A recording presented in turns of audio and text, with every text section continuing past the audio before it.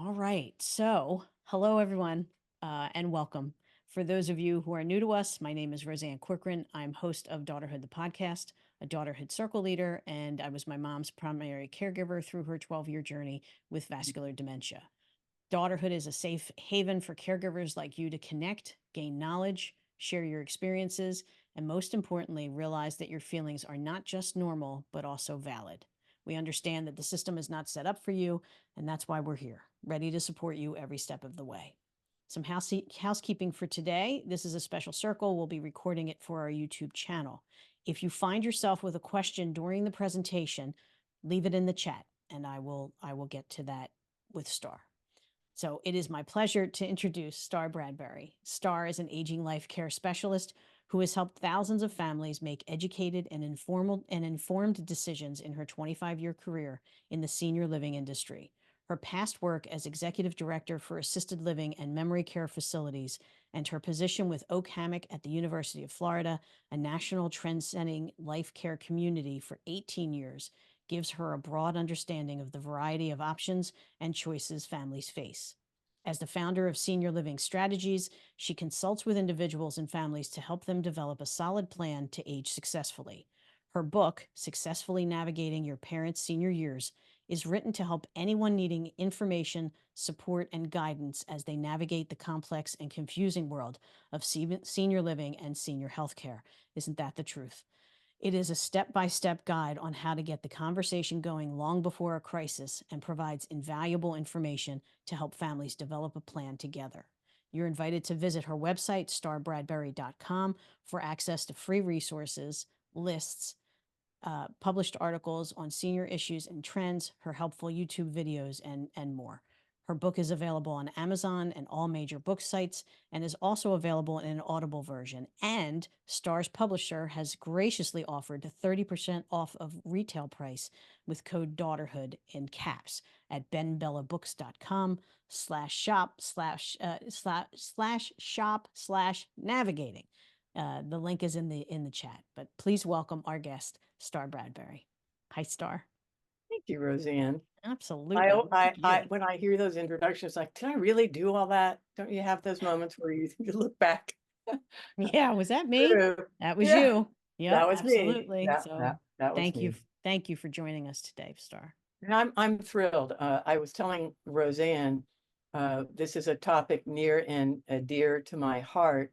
I kind of had one of those aha moments when I was working at Oak Hammock at the University of Florida Life Care Community. I was touring a cardiologist. He was he was kind of checking it out for his parents. I started talking about that we wouldn't have time today because I'm going to talk about allowing enough time to tour the whole facility. And I said, well, we have assisted, and that's a life care, and skilled and memory care. And he kind of said, assisted. And I said, well, are you familiar with assisted living? And he was frankly honest with me. And he said, well, no, not really. And that's when I realized, this is a cardiologist with extensive training. But why would he know? Right. Unless he needed to, really, the difference between assisted living. So we are going to dive right in. I have a lot of information to share with everybody, and hopefully you can take notes. And I'm ready if you're ready. I'm ready. I really feel that as someone who worked in senior living and ran an assisted living facility, ran a memory care facility, then worked in a life care, also known as a CCRC, continuing care retirement community, that I've had a lot of experience in knowing how to choose the right facility. And again, I just can't stress how important it is to take your time. So let's start by asking yourself questions and the right questions, because so often I'm guessing that some of you are already very familiar perhaps with exactly what is assisted living or memory care or how they differ. But really the starting point is to start with these kinds of questions. And what kind of care is needed? Will these needs increase over time? In other words, there's no point in trying to place someone in assisted living if they're super close to needing skilled care, because the last thing you want to do with your loved one is start moving them around. So we're going to talk about how you can evaluate that and how do most facilities evaluate the potential resident or the potential patient. And this is another good question. Will moving them help them stay independent longer? For example, if you have a family member, a loved one that has dementia, I see that oftentimes family members wait, and then the person's dementia has increased, and then trying to move them and have them adjust in a facility or a community is even harder. So if you have a long range plan and you think that the family isn't going to always be able to meet that person's needs, sometimes it's better to consider a move sooner where they're still able to adjust to new surroundings and a new routine. So that kind of connects to the next question, which is, will moving improve their quality of life? I saw this a lot when I was running a facility. How? Because I saw, and I did the assessments for the potential admission, and I would see people in lovely homes, very, very lonely, Roseanne, very, very isolated, living in this big house. They lived in between their bedroom, the bathroom, and the kitchen. Yep. They didn't even go into the rest of the house. They'd lost contact with their community and their friends, especially if they didn't have family close by. So will moving improve their quality of life? I saw it. I saw it over and over again, where suddenly they were with people in a dining room, doing activities, connecting with peers, not necessarily a home health aide that they didn't have much in common with. So that's a big question. Will it improve their quality of life? Will moving help the primary caregiver? I'm guessing that some of you are indeed a primary caregiver, and maybe you're losing your sanity. Maybe you're at your wit's end. Maybe you just can't do it anymore. And what I say is that's okay. Yep. That's okay to admit that you can't.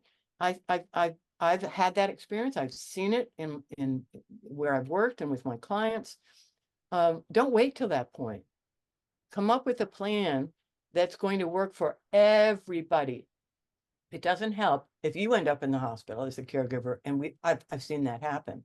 So the other thing is maybe you're considering moving a loved one closer to you. Well, I'm a big fan of that.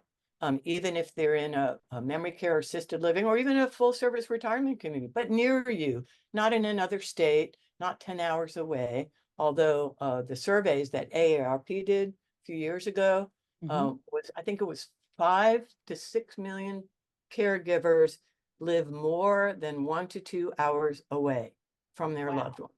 Yeah. Really? Yes, Roseanne. And that's, Wow. I mean, you add all the stress of caregiving on top of trying to drive.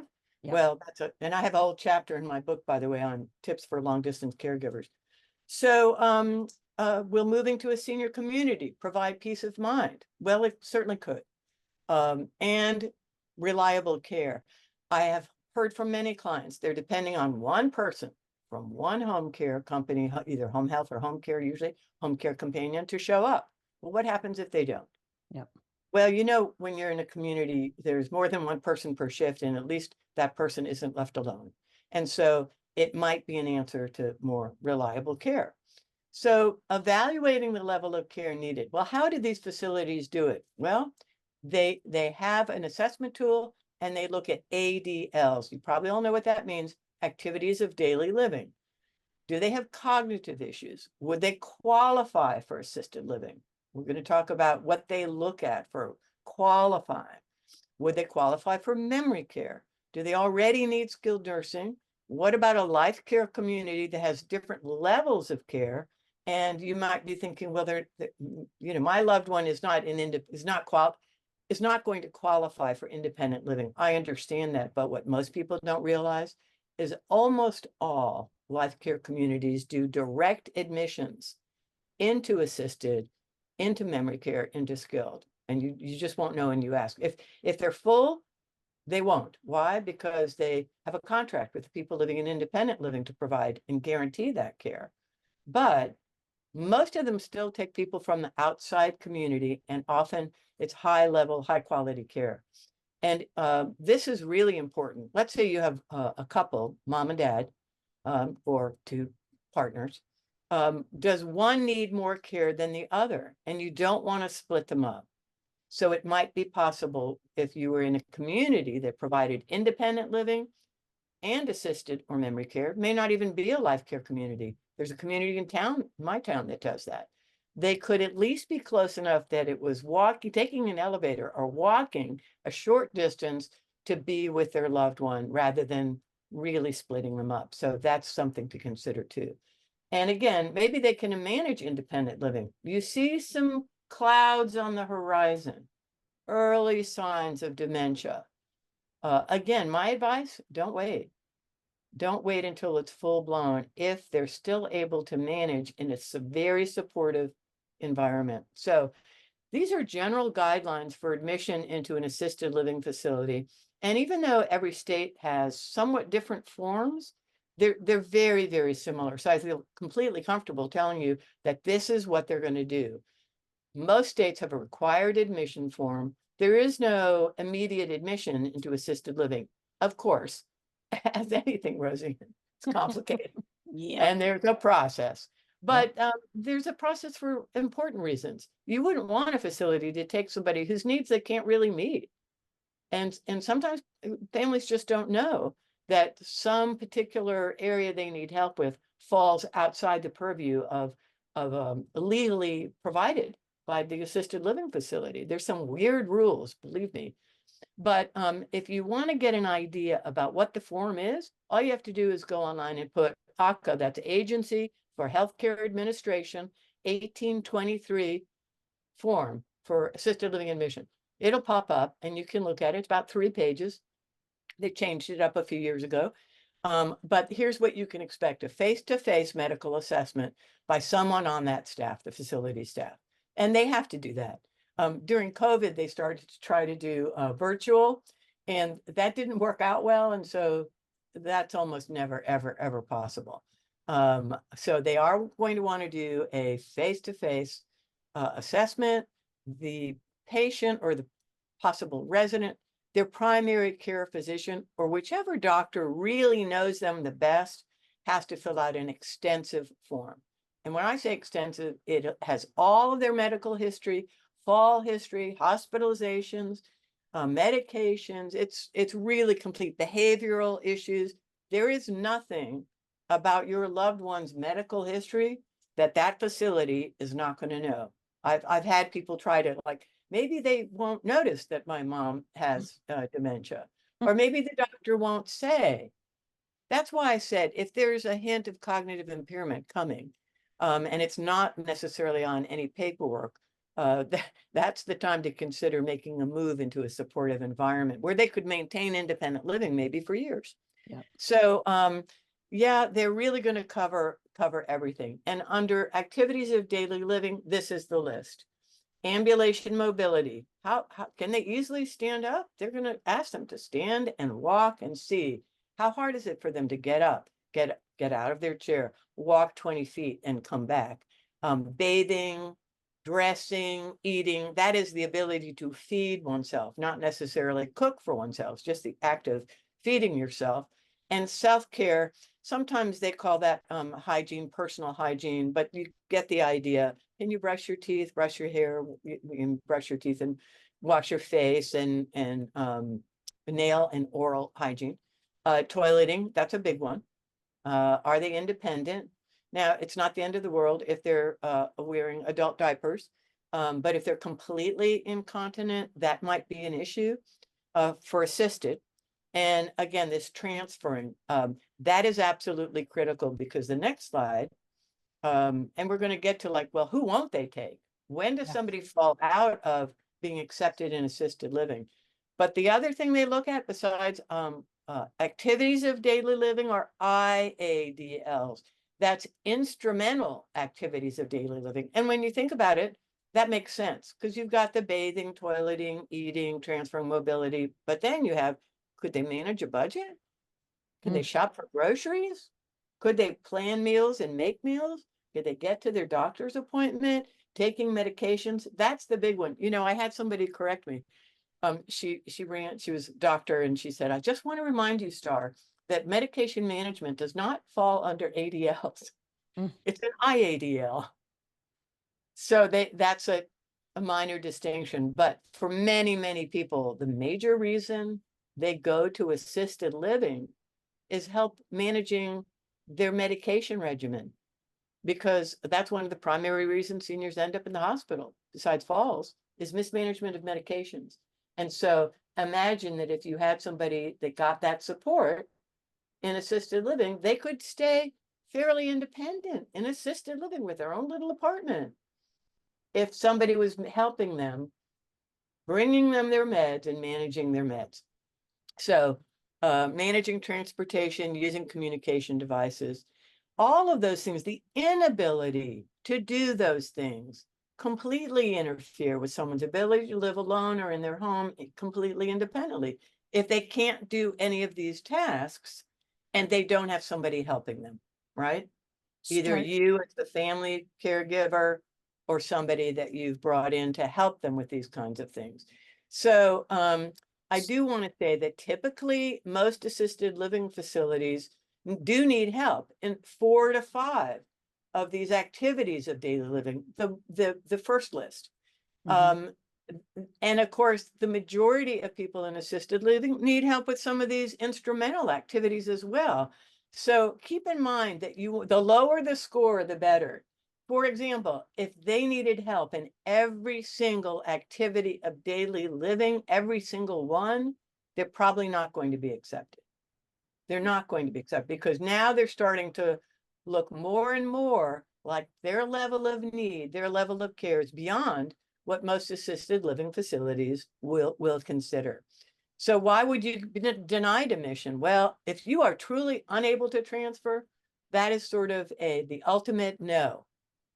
If you cannot transfer at all, you need help getting in and out of bed, in and out of a chair, you are not appropriate for an assisted living. They don't have staff to really offer that level of care. So again, bedridden, no. Any kind of pressure sores, bed sores, wound care, open wounds, absolutely not. If your doctor says your mom needs 24-hour nursing care, obviously not right for assisted living.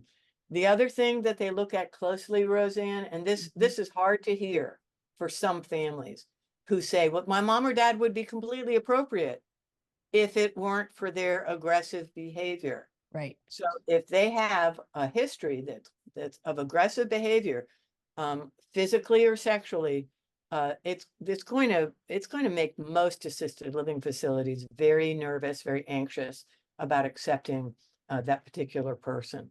Also, for regular assisted living, if your loved one is a wander risk or has a history of wandering, they might be fine for memory care. We're going to talk about that, but not regular assisted living because they're not secure environments. If you go visit 99.9% of all assisted living facilities, they have apartments off a hall. That hall leads down to the door that leads outside.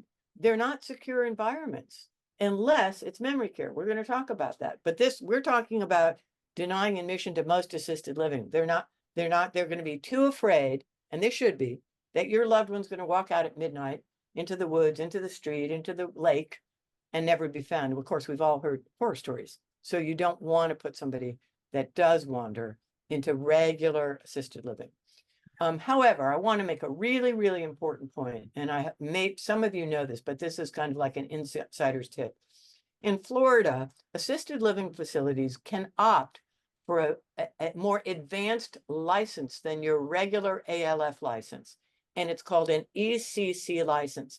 That stands for Extended Congregate Care, and it allows assisted living facilities with that license to provide a higher level of care. That's important, very important, because it means to you, you won't be asked to move your loved one until they exceed even that extended care license. Rosanne, in some states, it's not called extended congregate care. That was my next It question. has other names, Yeah. but it's important when you're shopping that you ask, do you have any other licenses that let you, and you can find out what it's called in your state, so that you educate yourself. But even if you use the term extended congregate care, they're going to know and Okay. they'll tell you. And I highly recommend finding, if you're looking, a facility that has that, because it could really mean the difference between having to move your loved one or not. Mm-hmm. So let's talk about memory care. So 99% of all memory care operates under the umbrella assisted living license. Now, if you ask me, well, doesn't skilled nursing ever have memory care? Yes, they do. And they may have a memory care wing that's secure for wanderers. But most of the time, even if it's I ran a standalone memory care building, meaning we didn't have a combination. Most assisted living facilities have a combination where it's regular assisted living, and then there's a whole wing of the building with a secure lock on it that's designated the memory care. Different staffing, secure. People do not just go in and out. They can't leave by themselves. And if you're a family member, you have to know the code to get in and out of a locked door. Of course, they have emergency release if there was a fire, and they have to be fire code okay, authorized. But in a true memory care under the assisted living, whether even if it's a standalone, they're going to have specially trained staff. They're going to have higher staffing ratios. They should. They're going to have a secure neighborhood, or it's not really a memory care unit. They're going to have a communal dining room. All the meds are supervised, as you would guess, there, as opposed to assisted living, where if the doctor says on that form, Mrs. Smith can do her own meds, she can do her own meds. If she needs help, they can do that. So, but in memory care, nobody's doing their own medications for good reasons. And they should have special activities. You should ask to see their special activity calendar specifically for dementia. And some really good facilities have tiered memory care. What do I mean by that? They have people who are wander risks, but they're not in advanced stages of dementia. They're not a mixed group of residents. They try to gather people who are early to moderate dementia, and then they have another wing for those residents that have more advanced dementia. But often it's a mixed population, so you can expect that. Always more expensive. And we're going to talk about cost. That's coming up.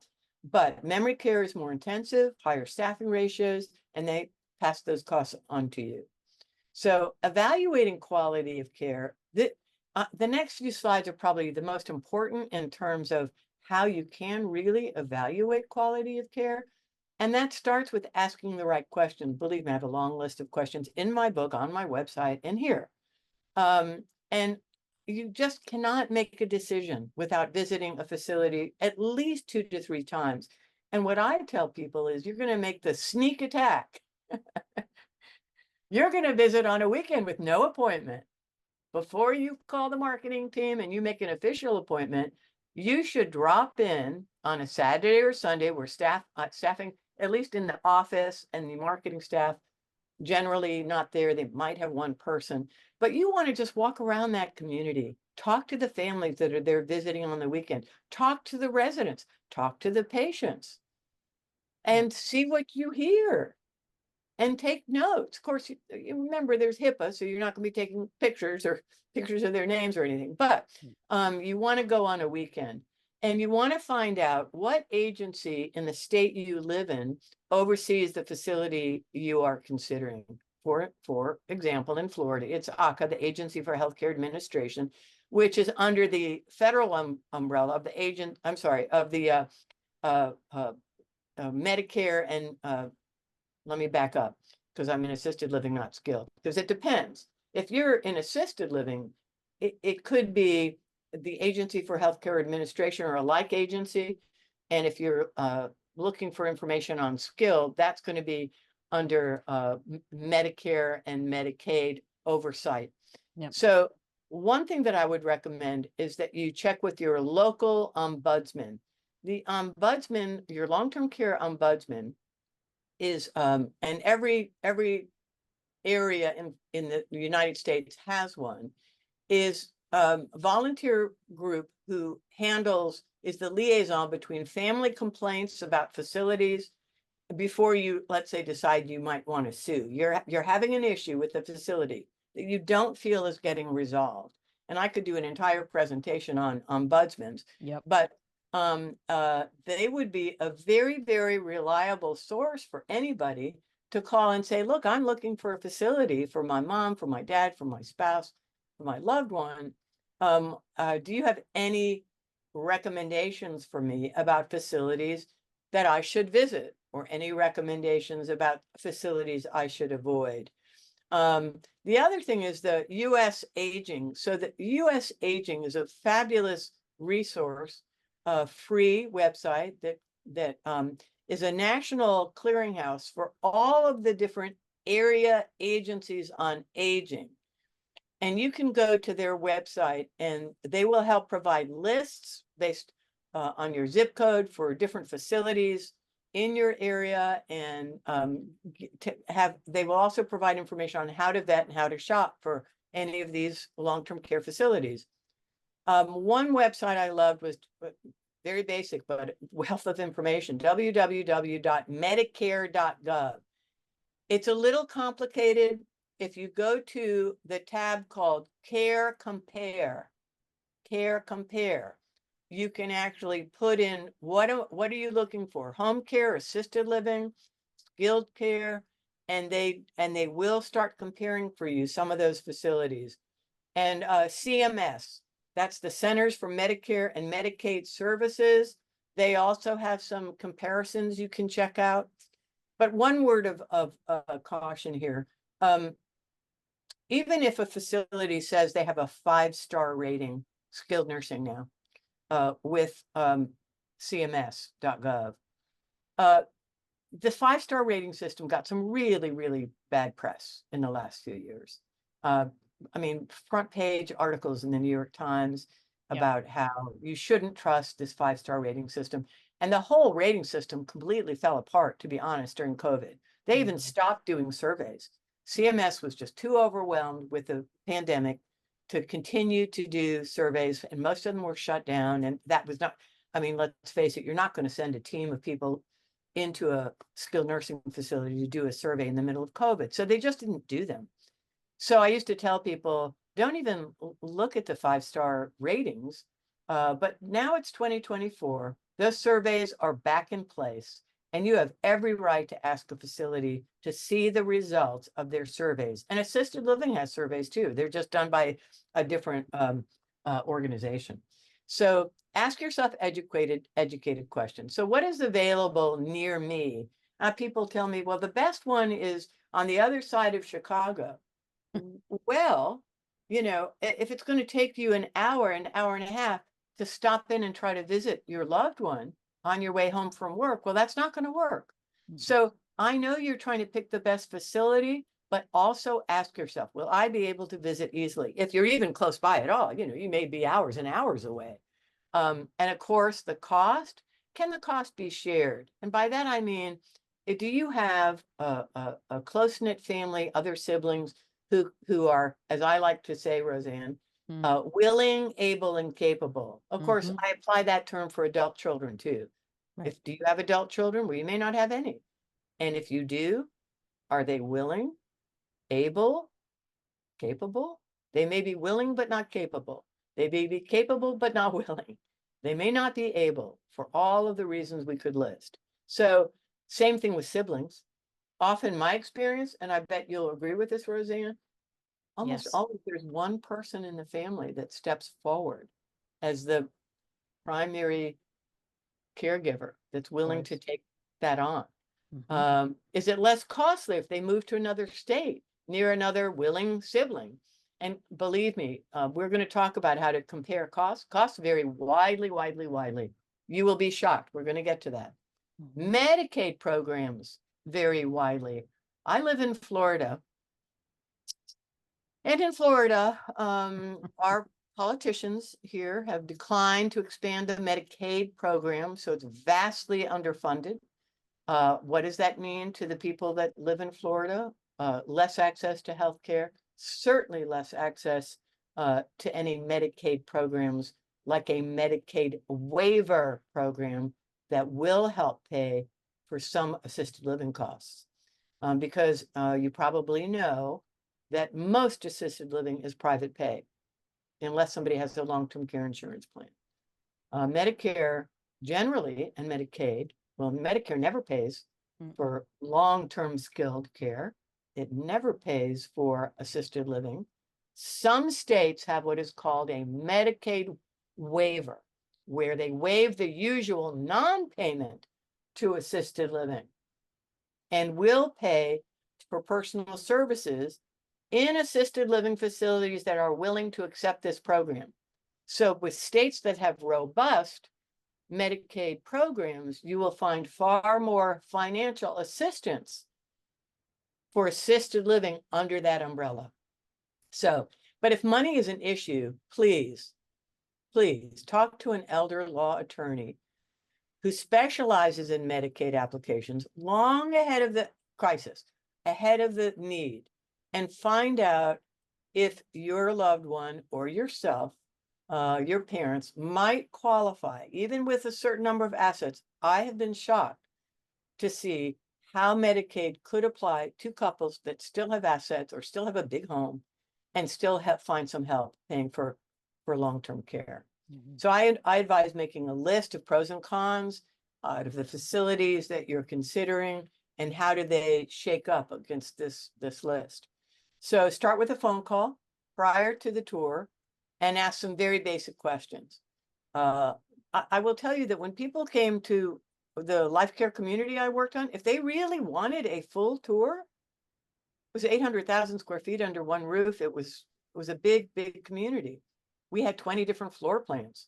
And of course, nobody wants to see 20 floor plans. I mean, they'd be there days, so you want to kind of know, and there's no 20 floor plans in assisted living or skilled care, but how long will the tour take? And make sure you allow for enough time. And my advice, if you're checking a facility or community out for your parents, you go first without them. You visit first. Probably if you don't like it and they're not stacking up to this list of questions we're about to go through, then don't waste their time, especially if mobility is an issue or they're going to be exhausted. Narrow it down to one or two, and then you go with your loved one, with your parents. Don't take them on the full tour. It's just too much. And then that way you can really be attentive to their questions and how they're handling this tour instead of you having to take it in for the first time. So how much walking is involved? If it's a campus, do they have a golf cart? And yes, you should stay for a meal. Absolutely. If not on this trip, remember you're going to visit 2 or 3 times on the next trip. You want to see if the food is good. Everywhere I've worked, food is important. It is to me. So you want to know, did they have decent food? And very important, when you're calling prior to your tour, you can ask, would it be possible while we're there for me to meet the administrator or the director of nursing, the DON, which they don't usually use that term often in assisted living, but the nurse manager, whoever's in charge of the staff is really who you're looking to meet, not just the marketing people. They'll answer your questions, but you want to go a little deeper. And of course, if there are several floor plans, and there almost always are, even in assisted living, there's a 1-bedroom, there's a 1-bedroom in den, there are even 2 bedrooms in assisted living. So you want to not waste your time and ask to see the floor plans that you think are going to work for you. So basic checklist prior to touring. Well, it is basic. Were they warm and friendly? Did they call you back if you left a message? Did they patiently answer questions, or do you feel like they were trying to rush you off the phone? Were they going to send you a brochure? Many communities have digital brochures, so it's easy for them to send it. And then you're only going to add this community to your list if you had a positive experience. And again, drop in on a weekend. You might eliminate a bunch of communities that way. And it's always a good idea. I like it if you can go with another family member or friend, and you have 2 sets of eyes really looking. So first tour questions. This is probably the most important slide in my entire presentation, Roseanne. Yeah. Because the very, very first question you're going to ask is, who owns the community? And you're going to be taking notes on your tour. Do they have multiple properties? And are they a REIT, a real estate investment trust? The trend has been, sadly, very sadly to say, over the last, I'd say, 5 or 6 years, for huge real estate investment trusts to buy up huge swaths of failing assisted living, primarily. And so they buy them, then they squeeze every penny they can out of them so that they look profitable. Why? So they can turn around and sell them. Yep. Which is why this question is critical. How many times has this facility been sold in the last 3 to 5 years? You might even go 5 to 6 years. If that facility has been turned over, more than once is okay, maybe, but twice, absolutely not. Take them off your list. And the second biggest question is, who manages this community? The worst thing is these REITs buy up these facilities. They're not managing them. They don't really care. They just want to see if they can make it look like they're making money on paper. So they hire someone else to manage, a completely different company, a big, large senior living management company. I don't like this model. Why? Because you go to the management company and they say, well, we don't manage, we don't control the budget. We can't replace those horrible, dirty, smelly carpets. We can't increase the food budget. We can't increase staffing at night. We can't. Why? Because they don't have anything to do with the budget, really, or the final say. They're managing. So I don't want to say that every single facility that has one owner and a different management company can't deliver quality care, but it's not my favorite model. I wouldn't, I just think I would take them off the list. So that's really important to know. And what is your general occupancy? If they have lots and lots and lots of rooms and they've had low occupancy, there's a reason. There's some reason. And you want to know what their reputation is in town. Unless they're brand new and they're just filling up, that would indicate a red flag to me. Is there a wait list? What's usually available? Is there a community fee? They don't like to tell you that one, but a lot of places have. Oh yes, we do have a community fee. Well, when is that paid? When the person is actually moving in. Well, what does that pay for? The cost of our staff doing the evaluations, the assessment. I get it. That's okay. But I just want you to know there's almost always a community fee, and it can be $2,000, $2,500. And you can ask about refundability. Usually you're not paying it until moving in is imminent. So, but you're not likely to get that back. And of course, for those of you looking for memory care units or neighborhoods, if it's part of the assisted living, do they have a separate memory care area? What are your staffing ratios, especially at night? Are they higher for memory care? Is there an RN on staff? I say that for ALFs only. Skilled nursing, of course, they have RNs, but assisted living almost never has an RN. You might be shocked to hear that. But the more you ask, you're going to find that most assisted living facilities don't hire RNs. There might be an RN nurse manager, but almost never at night. In fact, that's a kind of a good question to ask. A good assisted living facility will have a nurse and even an LPN on the night shift, not just aides. And that is rare, but it's a sign of a good or better assisted living facility if they do have a nurse on the night shift. And stuff happens at night, right? We all know that. And so sometimes it's far better to have a nurse that can help evaluate an emergency situation. What kind of pre-admission assessment is required? And this is a big one. Most of you may know that there's 2 financial models in assisted living about how they determine the cost, the monthly fee. Most communities are going to what's called a tiered level, where there's a base price that includes XYZ services. And then when they do the assessment, they say, oh, mom needs assistance with medications. That's another, I'm just making this number up, 100 a month. She needs help with bathing. That's another 100 a month. So they do an evaluation and you want to ask, are you a tiered model? Based on what's the average cost? That's going to be your tiered base model plus all these other tiered levels. And the highest tier is going to be like a 4 or 5 for somebody that needs help with all their activities of daily living and is in memory care. Okay, so you should definitely ask for a schedule of fees. They're all going to share that with you. What services are considered extra? With staffing being so difficult in every level of senior living since COVID, you want to make sure that housekeeping, I've really heard terrible things about, yeah, they say they do housekeeping, but they don't do it. Ask them, is housekeeping included? You don't have to be in there vacuuming because they're not doing it. So what services are considered extra? And of course, may I see a contract? And don't ever sign a digital contract, please.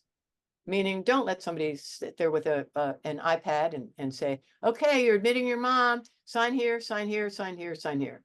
Terrible press in the last year, terrible press about holding the person who signed the contract for assisted or skilled financially responsible. Do not ever sign a digital contract. I don't care if they say, well, we can't admit your mom. Well, then go print out the contract and read it. When I have time to read it, I'll sign it then. And you may want to go get somebody else's opinion about that contract. And if you are signing because your parent can't for skilled nursing, please, you're going to sign power of attorney, which I'm assuming you are if you're signing for your parent. I'm signing my name as power of attorney for mom, Elaine Smith. Okay? Be careful about that. There have been some terrible, terrible reports about predatory companies getting family members to unwittingly sign that they're taking on the financial responsibility, Roseanne, and then Yep. they sue them. Mm-hmm. And these people don't have money to hire an attorney. No, no. So be careful about that, okay? It's great So, information. Great yeah. information. Second or third tour questions, believe me, you're not going to ask all of these questions on your first tour, because after you do your first tour or your weekend stop on it, you're not going to visit half the people that you thought you were. So Mm-hmm. you're going to save these questions for your deeper level, your second or third visit. And again, let's go back to that really, really important question. Do you have an ECC license or some license beyond the basic that would let my mom stay here if she needs a little more care? Can you share your last survey results with me? They won't like it, but they'll smile and give it to you anyway. Should. How stable are you financially? Again, have you been sold in the last 2 years? Can you give me a history of fee increases over the last 3 years? Well, I got to tell you that you should expect an increase annually from 4 to 5% in those monthly fees. And last year, it was at least 5% in most facilities, Roseanne. A Wow. big spike in costs. And yeah, Wow. wow is right. How often do your fees go up? Is there anything in the contract about limiting that to annually? And of course, remember, in assisted living, they may come back if something happened to your loved one and say, when they first moved in, they were at base level with a level 2 in tiered services. But now, after the trip to the hospital, we're having to do all these extra things. That's legitimate, but they have the right to reevaluate your loved one at any time and increase the fee. Really, what you're asking for on the tiered model is the base rate. You know, I just realized I forgot to say what the other one is. The other model, financial model, Roseanne, is all inclusive. Mm. So if you're calling around and you say, how much are your fees? And you hear somebody go 7,000 and you go, what? That's 2,000 more or 1,000 more than the 3 other communities I called. You can assume it's an all-inclusive model, which might work out better for you. Why? Because it's one price, covers everything. They're not nickel and diming you. Oh, it's extra because she needs help bathing. It's extra because she needs help with meds. It's extra because she needs help getting to and from the dining room. It's extra. You get the picture. Mm-hmm. So an all-inclusive model will always be more expensive. But if you have a loved one who needs a lot of help, compare before you make a decision. So evacuation plans. I live in Florida. And in Florida, yeah, hurricane season started June 1st. And we all know there were just terrible, terrible stories about skilled nursing facilities. In particular, they were terrible in Louisiana and Texas, and people died and they didn't have any place to put. Oh, it's awful. You have the right, every single facility is required by law to have a written evacuation plan. If you live anywhere, and actually, you know what, it doesn't even matter. With climate change and people's electric going out and heat waves, like today here, or storms or fires, I would want to know, what's the evacuation plan? And then you want to see, if they had to evacuate, where would they take your loved one? Where? And is that a real facility? Does it have food and toilets? Because the ones in Texas a few years ago did not. So you want to look at their evacuation plan. Are you associated with any home care company or hospital? See their activity calendar. Do you accommodate special diets? Is there any medical condition you don't accept? Well, there is. They should tell you. Some are pickier than others. And do you use outside staffing? And if so, who? Can I hire my own home care company, or do I have to go through yours? All good questions, important questions. These last two slides, important questions. So evaluating the cost. This is one thing that you should all look up, but I want you to be sitting down when you do, Roseanne, because this is a fabulous website, sort of. Genworth.com, cost of care survey. If you just go online and put in genworth.com, survey, cost of care survey, you will be taken to an interactive map that they update every few years. So the last one was 2023. So you probably can't find it 2024.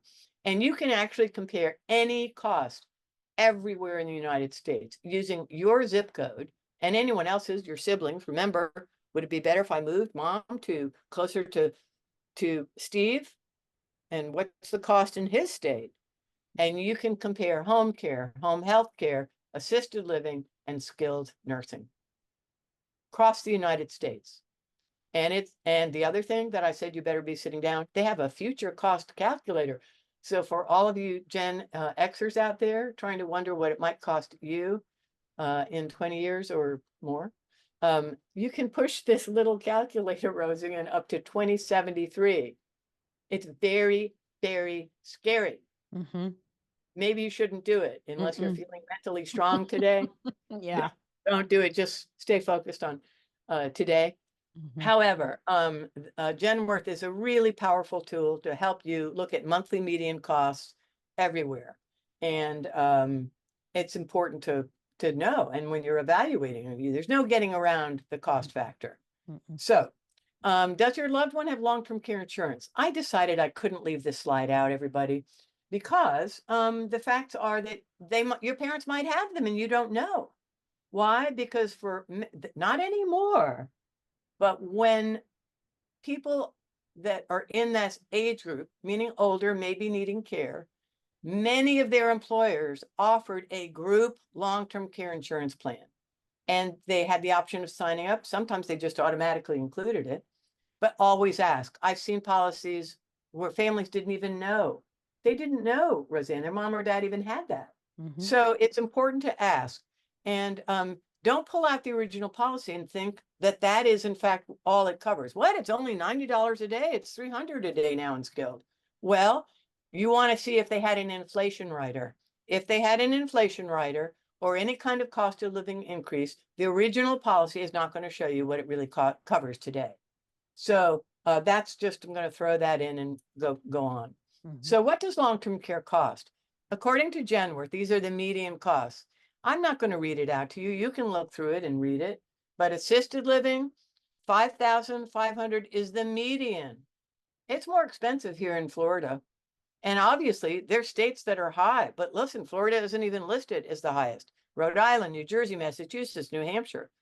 And Medicaid only pays 18% nationally of assisted living costs through the Medicaid waiver program. Because usually they don't pay, as I said. Memory care is more expensive. Most assisted living is private pay. Skilled nursing is just ridiculous. It's gone out of sight, out of sight.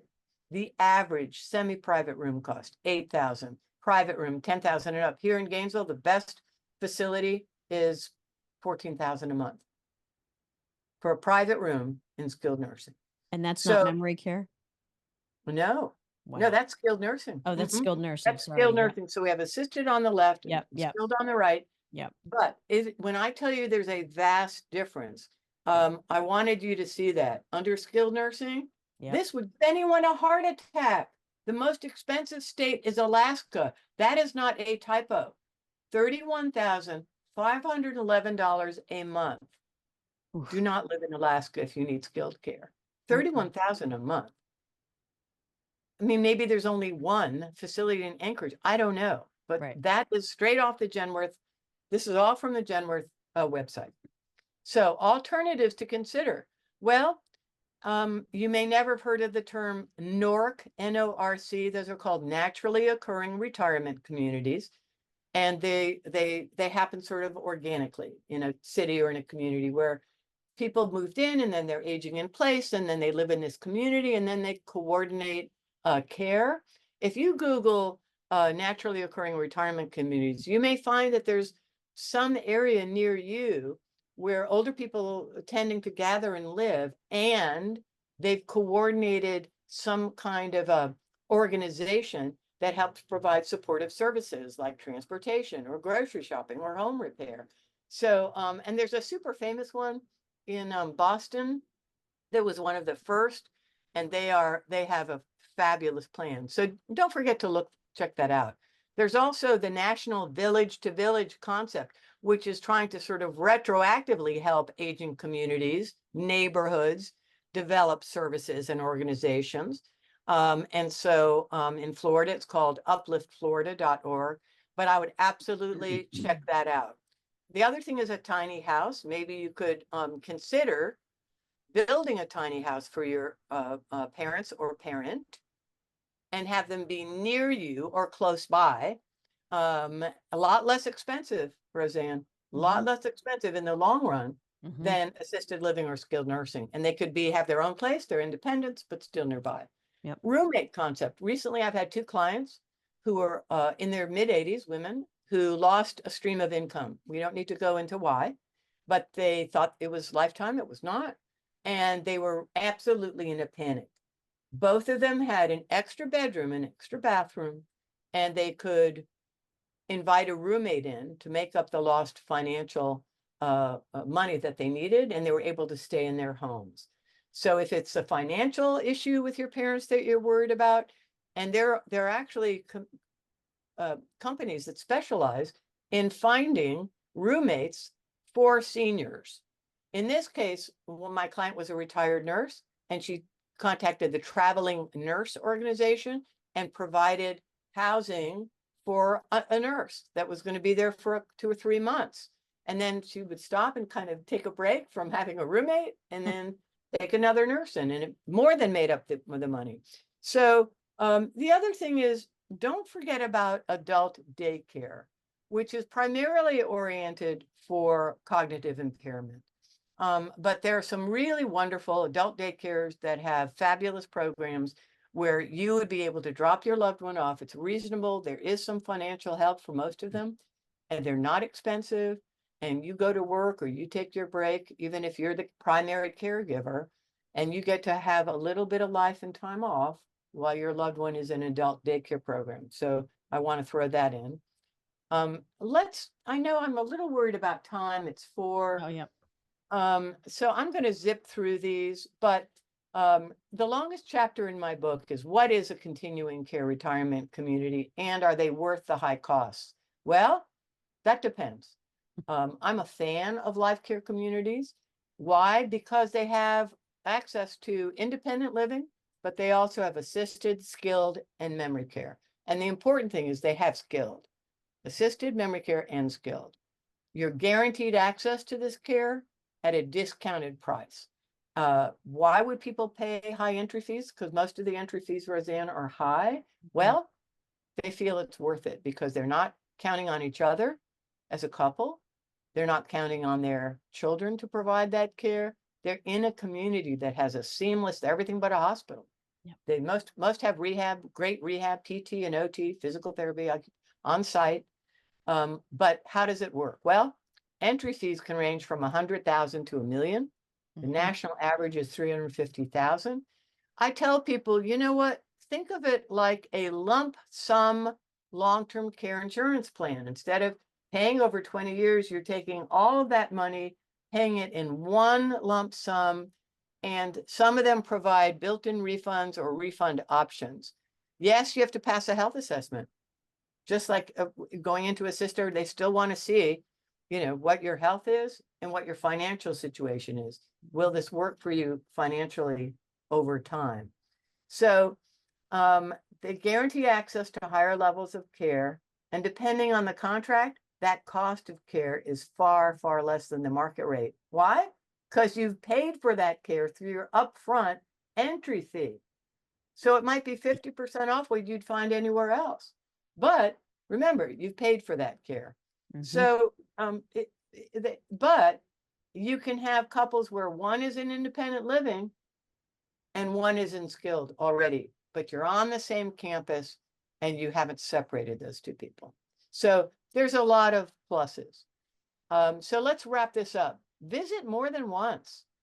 Does it match your loved one's needs? What kind of care did they need? Remember that first slide.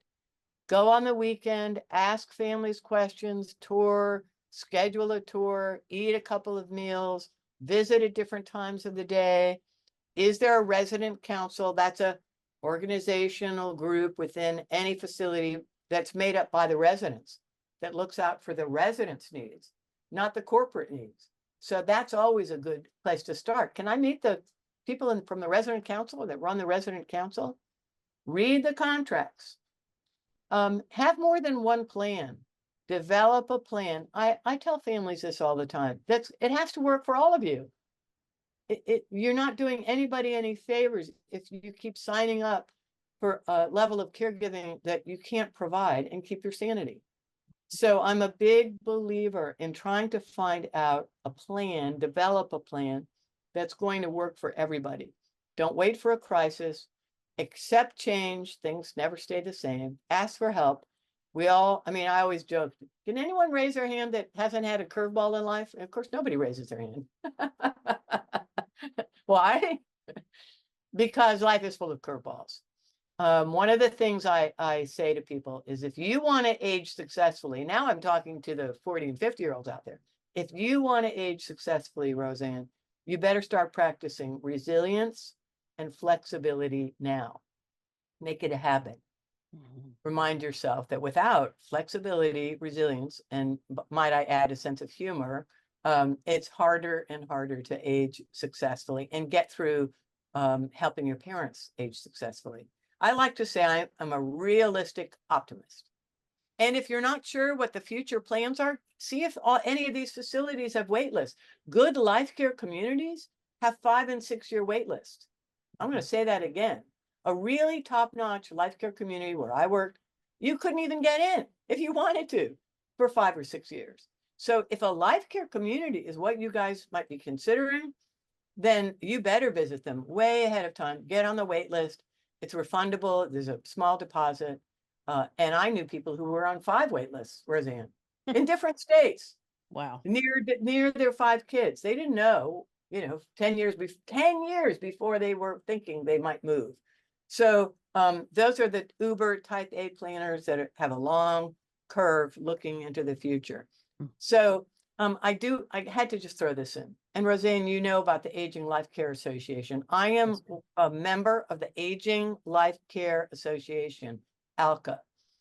I am what's called an aging life care specialist, but there are most of the people in ALCA are advanced professionals, meaning many are certified geriatric care managers. They might even be RNs. They could have their master's in social work. Some are even physical therapists or occupational therapists. You can go to the aginglifecare.org website, put in your zip code, and see who in your area is a member of Aging Life Care Association. These are not the people you are going to hire to come in and help mom with a shower. They are not home health aides. These are advanced professionals, and my niche is aging successfully developing plans. I don't do crisis management, but they do. Patient-centered, holistic approach, assessment and monitoring. The wonderful thing about finding someone in your area is they'll know your community. They'll know the home care companies that you should stay away from or work with. They'll know the facilities, the senior living facilities. They'll know the doctors. They know your community forwards and backwards, and they can be like the daughter you wish you had, or be you for your parent if you live in another state, or you're too busy and you can't take it on. So most of the fees for this are by the hour, 100 to 150 an hour. They are worth every penny if you really need this kind of support and help. And some with the social work background, Roseanne, can do counseling and let's call it arbitration. If there's a lot of family dynamics going on, or be the liaison to help you maneuver difficult situations emotionally. So that's the cover of my book. Here it is, for real. It's a great book. It is a step-by-step guide. It is a primer to help you and your family make educated and informed decisions. It is available on Amazon, but I'm about to tell you something exciting, which we mentioned in the beginning, but I know some of you came in late. And if you'd like to listen to your books, it is available on Audible. And if you do go to my website, www.starbradbury, on the top under resources, I have all kinds of resources about helpful websites and questions to ask when you're vetting all kinds of senior living or home care or home health care. So this is just a few of the things that my book covers. Where should your parents live? What if they want to age in place? Well, there's a lot to consider. Roseanne, I like to say that aging in place is a statement. It is not a plan. So I often, older people say, I'm just going to stay in my home. Yeah. Great. Well, let's make a plan. Have you modified your home? Do you have a support system in place? How to choose the best life care, retirement communities, in-home care, senior care, long-term care. And my last section is a prepared exit plan. What is a good death? I believe that you can plan for a good death. You can do everything you can. Can't determine exactly how that's going to work out, but there are some things to consider. So I talked to my publisher, Ben Bella, wonderful publisher. They only do nonfiction, culturally relevant books, and they allowed me to offer strictly to Daughterhood circles 30% off the retail price. So if you go to Amazon, you're going to pay $17 in shipping. If you go to the Ben Bella website, you'll get 30% off that, and there's no limit on multiple books. So if you are one of a sibling, I suggest buying this book at this discount and sharing it with your siblings and ask them to read it and get informed and help make educated decisions. So please share this. And the code in caps is Daughterhood.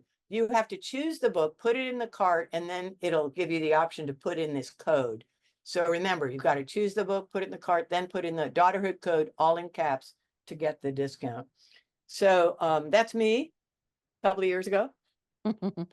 And these are the things I do concentrate on. I evaluate life care communities and their contracts anywhere in the country, actually any senior living community.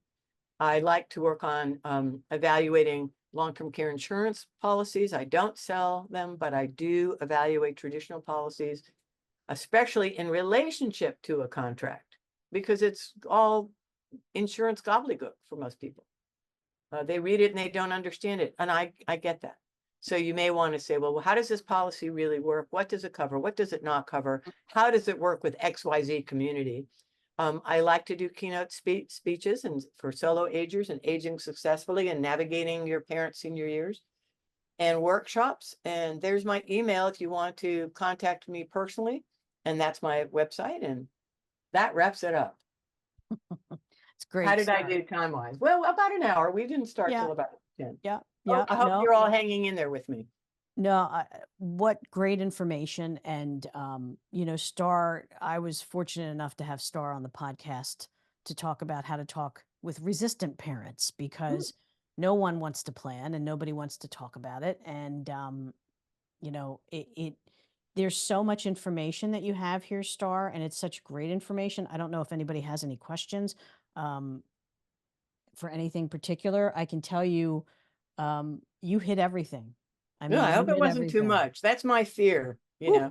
Well, it's a lot because it is a lot, and It is a lot, I mean, there's but no way around it. yeah, and I just feel such a sense of purpose and obligation to try to help people ask some of these questions, and to utilize their education and knowledge to help make smarter decisions. You Mhm. can't just drop in and hope you pick the right community, and listen to the marketing team. I'm sorry, but you No, can't. Mhm. no. Um, and you're right. You have to drop in so you can catch them in, not catch them, but you see everybody in their natural state, not the, hey, we have people coming in for a tour, Right. or That's stand up straight absolutely and right. yeah, yeah, And listen, the way you would tour us, and we concentrated today, I made the assumption, I hope rightfully so, that your group would be most interested in assisted living, skilled nursing. right. But you'd really ask a whole different set of questions for life care community, Sure. and for what I call a full service retirement community. So yeah, it's nuanced, but important. Right. Well, and they're important questions. I mean, what happens, the thing that struck me, so you ask the people on the tour, do you have an RN overnight? And they say no. Mhm. And every community that you go to says, no, we don't. What do you do? Well, remember, those were second and third tier questions. I know. So my next question, if somebody said no, I Mm-hmm. would say, oh, okay, do you have an LPN? A No, what? An LPN. Okay. LPN. Mm-hmm. Okay. Yeah. Okay, well, who is on your night shift, generally speaking? Well, you're probably going to hear statements like, well, we meet the state guidelines, to which my answer is that's nothing to be particularly thrilled about, Right. because state guidelines, every state has state guidelines for Right. assisted and skilled. In fact, there's some legislation going on right now, at the federal level, where there's a huge movement afoot to regulate assisted living facilities a lot more than they are. I'm kind of in favor of that, actually, because from the consumer, family, patient perspective, Sure. I'd rather see more guidelines than less. However, corporate is pushing back tremendously. The lobbyists, why? Well, they just complain, well, you're over-regulating us, and now we can't afford to build more assisted living. And I Right. think that is going to be a problem, Roseanne, in the Oh, it future. is. It is. Um, so I would say I wouldn't necessarily take a community off the list if they said we only have 2 certified nursing assistants on the night shift, or 3. Then what I would look at is, well, how many patients are they responsible for? I mean, you just have to be pleasantly, I call pleasantly persistent. Yep. You're not trying to tick anybody off before you've ever moved in, but you have a Right. right to know. Right. And Right. then you can say, well, have you had many emergencies on the night shift? I mean, it's up to you to decide how aggressive you want to be. If everything else looked great and I was hearing good things, I Mm-hmm. wouldn't let that be a deal breaker. Okay. My deal breaker would be, has that community been sold more Yeah. than 2 times in the last 5 years? I would just absolutely cross them off the list. Yeah. Yeah. And I think, I don't know if I said this, I would ask the healthcare administrator, how long have you been here? Yep. You did say that. How Yep. many times has that job turned over? Because the more turnover in staff, that's another red flag, good indication things aren't right, people aren't happy. They're either Mm-hmm. getting fired or they're quitting. Yep. And either And you want way. a stable staff, especially at the top, Mm-hmm. especially at the top. We all know that blank flows downhill. Yes, it does. And so you want a good leader at the top who has integrity and cares, and has a corporation that backs them up. Yeah. Yeah. And they do exist. Well, that There's some very good, very you were good. actually reading my mind because I thought, does this exist? It does. It Okay. does. But there are probably 5 or 6 communities in Gainesville. I really only recommend 2, maybe 3. Right. It's a process to go So through. I love any feedback from all of you. Thank you, Karen, Nancy, Julie, Janet, Emily, for hanging in there with me. And I hope that you take advantage. Thank you, Janet. I see the hands clapping. Thank you. And again, I hope it wasn't, I've been accused of being the fire hose, too much information. No, But no, this, this is all in my book. yep. Yeah, and believe me, I mean, that book covers everything. I've recommended it so many times. Thank you. It's clear, it's concise, and it's real. And It's easy to read. it's easy to read, and you can't ask for more than that. And it covers everything. So thank you for the 30% off. We appreciate that because Please it's share really that. helpful. I And absolutely I'm will. not, I'm not going to be upset if you tell your sister that she can put in Daughterhood, because everyone in this network is in this network for a reason.